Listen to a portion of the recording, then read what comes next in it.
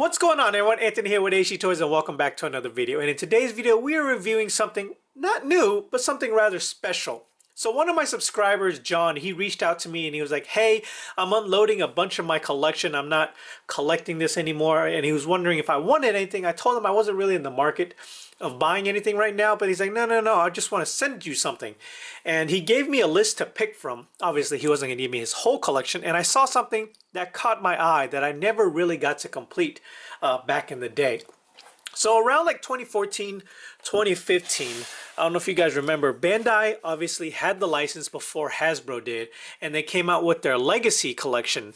And their Legacy collection had Build-A-Figures, but their Build-A-Figures were more of Build-A-Megazord. So as you can see here, you can already tell which one I'm going to review. If you collected the 5 core Rangers of the Legacy collection, you were able to build the MMPR Dino Megazord.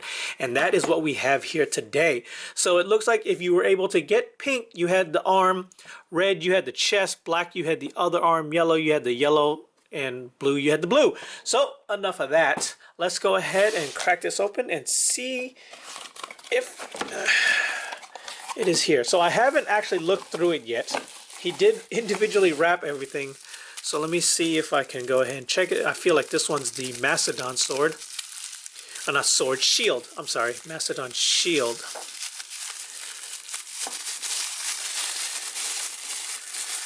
And sure enough, here we go.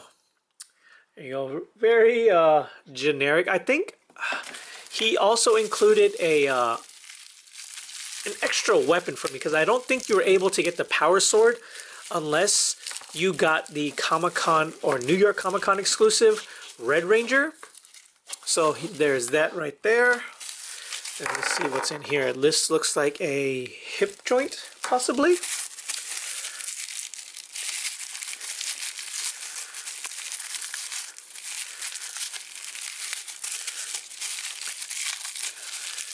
Anyways, you know what? This is taped up a little too hard for me. So, to do on camera at least. Let me go ahead and finish this up off camera, and then I will get back to you guys as soon as I finish unwrapping everything. Alright, here we have all the pieces unwrapped and ready to be built. Okay, so obviously you have here the main body, which would be the Tyrannosaurus Rex and the Pterodactyl combined as one. This one came with Jason. Then we have the right arm over here. This one came with Kimberly, so all you gotta do is there's a ball peg right there. Go ahead and port that in, like so. Then you have the left arm, which came with Zach, the Black Ranger, and go ahead and put that into the other side, and there you go. Then you're gonna go ahead and take the right leg, the saber-tooth tiger that came with the Yellow Ranger. That one doesn't really port in as hard as the arms, but there you go. Then you're going to go ahead and take the Triceratops that came with Billy. Port that in there like so. And there you have it. The Bandai Legacy Collection Build-A-Figure Dino Megazord. And this thing, honestly, is not the best of figures, don't get me wrong, but it's still a nice little feature that Bandai did that I really wish Hasbro would do. If you guys have been watching my videos from the very beginning, you know that I'm not a big fan of the lightning effects that come with the Lightning Collection. I've said from the very get-go I'd much rather have a Build-A-Megazord piece or a Build-A-Figure piece in general than the lightning pieces, and even the civilian heads. It's great that they did the civilian heads, don't get me wrong, but they're so hit or miss sometimes that honestly I wish they would just leave them out and then just did something like this. I felt like if they would have just saved the budget that they put into tooling the head sculpts, the lightning effect pieces, they could have really put that budget into a Build-A-Megazord. That would have been really cool, you know, because Hasbro has their Build-A-Figure, and then for the Marvel Legends, obviously, and that they also had the Ghostbusters Plasma series that came with that Build a Monster, whatever it was, and that was pretty cool. So I was really hoping that when this line was announced that Hasbro would have introduced a Build-A-Megazord version of their own. Granted, if that probably would have made them have to stick to releasing the same teams at the same time, which I don't understand why they don't do that. I know that all the MMPRs weren't released at the same time, so it did take a while to complete this, if I'm not mistaken. But they could really just put any build a Megazord in any wave if they wanted to. But I guess most people would have been like, well, why don't you just put the Megazord with the team? So I get it. But anyways, my rant is over. This thing, not too bad, actually. It's really nice for what it is. Obviously, there's no painting on the back whatsoever, but there is some sculpting in the like treads going on here for the Triceratops. You have these little cannons up here. The T-Rex tail is folded up, even though it doesn't actually fold or unfold, but that detailing is there. You got the arms right there, kind of leans forward a little bit. There you go. You got this shield, which I'm not sure if this actually came with anything or if it was one of those little extra things he included for me. But overall, not too bad. The detailing on this figure is really, really good.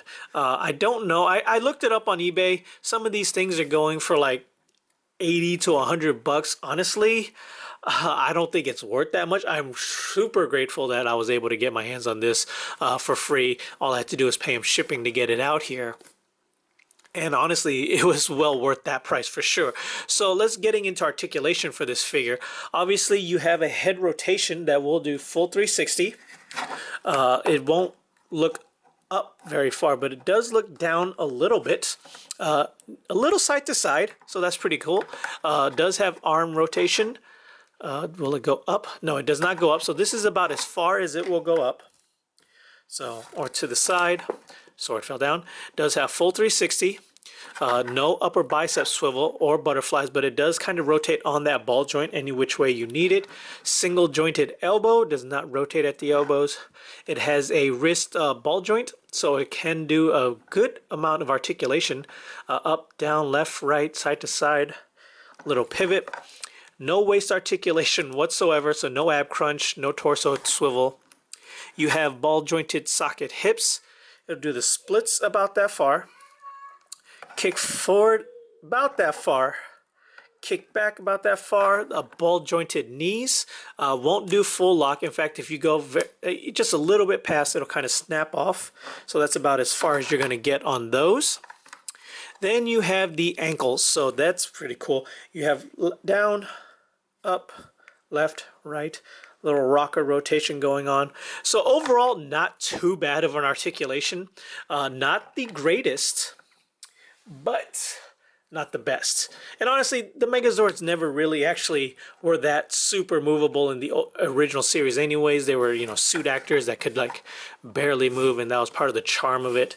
But yeah, there you go, guys. The Bandai Build-A Megazord pieces that came in the Legacy collection. But let's go ahead and do some size comparisons and get this scaled up with Hasbro's monsters. Alright, and here we have the Bandai Build-A-Figure Megazord scaled next to the Hasbro Monster Collection.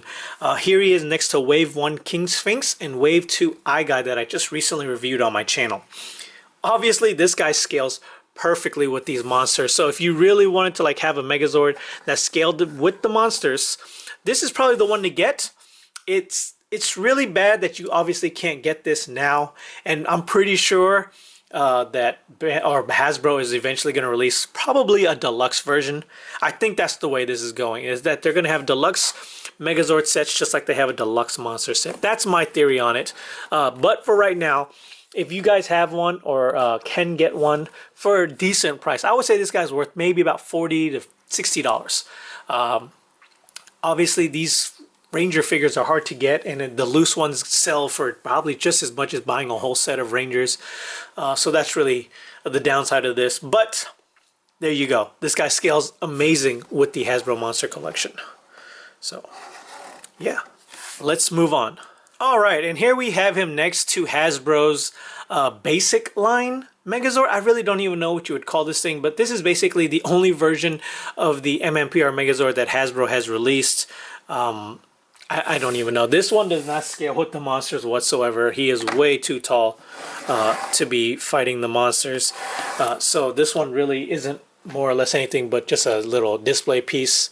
It was cheap enough on Amazon for me to pick up just to say I got a Hasbro Megazord, but other than that, it doesn't stand in with any of the Lightning Collection figures. And then just to end it, here he is next to a Lightning Collection figure, which is about, give or take, 6 inches. I believe this one scales like right just under 8 inches when he's fully erect and not kind of leaning over or whatever. So obviously you can't really have him display next to Rangers unless you just want that in there as a little display piece. So yeah, let's go ahead and jump into final thoughts. So my final thoughts on this figure: is it a great figure? Yes, most indeed. Was it worth or is it worth the price that you would have to get them off of eBay? If it's more than $60 shipped, I'm going to say no. It's not worth it. I'm pretty sure Hasbro is going to come out with something eventually. I know they have those like retro VHS ones coming out, but I think those have like next to no articulation. I think they have like some arm movement, some leg movements, maybe. I don't know. It's more or less belongs with the retro collection and not the Lightning collection. And I think those scale about 7 inches is what the website said. So they might fit with the monsters, not too sure, but this one fits perfectly because the monsters are already about 8 inches to begin with, maybe 7.5. I don't remember exactly, but this one scales with them. So yeah, definitely a great figure to have in your centerpiece if you can get a hold of them cheap, but if not, just wait for Hasbro to come out with something. So until next time, guys, later.